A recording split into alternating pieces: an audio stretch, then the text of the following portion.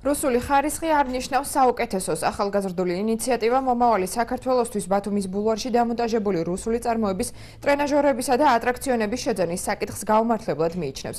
ლაშა ადამია ბულვარის ადმინისტრაციას რუსული კომპანიის მიერ წარმოებული პროდუქციის შეძენისაგან თავის შეკავებას თხოვს.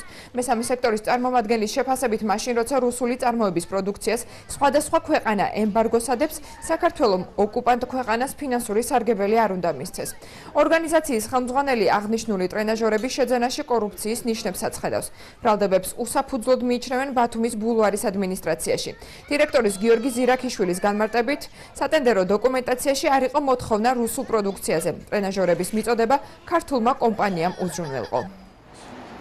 ელექტრონული ტენდერის მეშვეობით აფინანსებს და იძენს რუსულ პროდუქციას, რაც ჩვენთვის ძალიან სამწუხაროა, რადგან სოფლიო საერთაშორისო საზოგადოება რუსულ პროდუქციას უწესებს ემბარგოს. ეს იმას ნიშნავს, რომ ჩვენი ხელისუფლება ქართული კომპანიების დახმარებით აფინანსებს და თანხას უგზავნის ოკუპანტებს.